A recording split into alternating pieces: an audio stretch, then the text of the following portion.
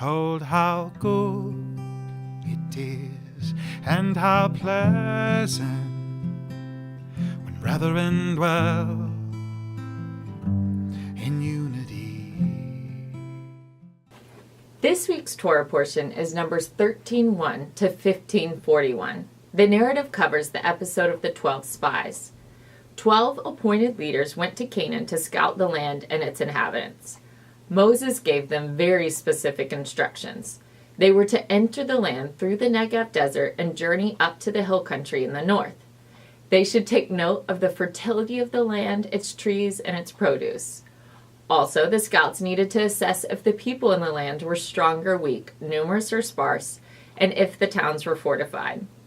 After 40 days, the spies return and they are carrying a cluster of grapes so large that they have to drape them from a pole held between them. They report that the land is indeed flowing with milk and honey. Side note, in the Bible, honey refers to date honey and not bee honey. It's not the land that gives them angst. They announce that the people are too powerful and their towns are fortified. They mention the Amalekites, Hittites, Jebusites, Amorites, and Canaanites. Caleb and Joshua are the only two of the 12 who stay optimistic, believing the land can be conquered. But it's too late. The other 10 scouts spread rumors among the camp that the land would surely devour them. They report of tribes of giants. They say the Israelites are but grasshoppers by comparison. The fear tactics work. The camp is completely demoralized. The reassurances of Joshua and Caleb are drowned out, and the Israelites weep and demand a new leader to bring them back to Egypt. They accuse Moses and Aaron of setting a trap for them.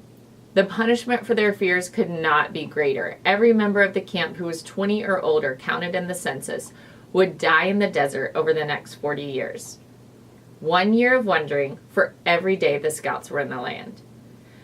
As for the 10 unfaithful spies, they would be struck down immediately for their lack of foresight. God would wait for the next generation to lead. Caleb and Joshua were the only exceptions. There are a few really important facts to highlight in this drama. First, the problem wasn't the land. The land was reportedly wonderful. It was the people of the land that struck fear. And that fear was based on a lie. None of the tribes living in Israel were giants, and they certainly turned out to be conquerable. In fact, we learn in Joshua 2 that the people of Jericho were as afraid of the Israelites as the Israelites had been of them. Rahab reported that her people had heard of the mighty wonders that God did in Egypt, and their hearts melted with fear.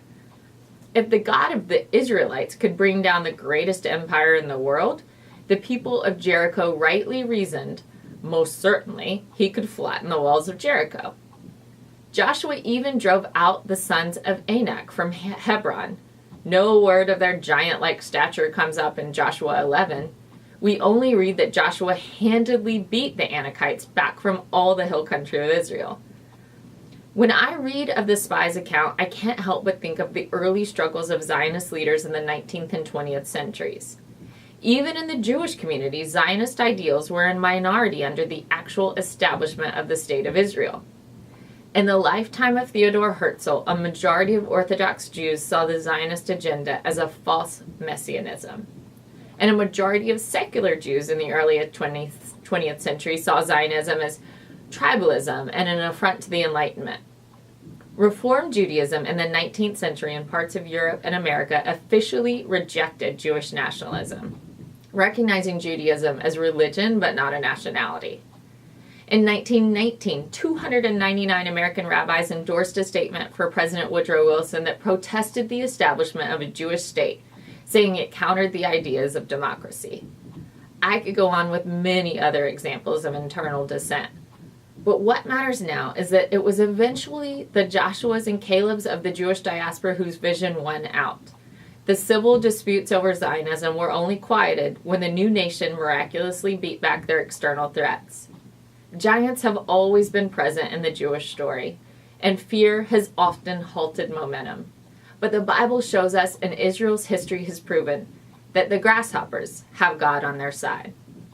Shabbat Shalom. Behold how good it is, and how pleasant when brethren dwell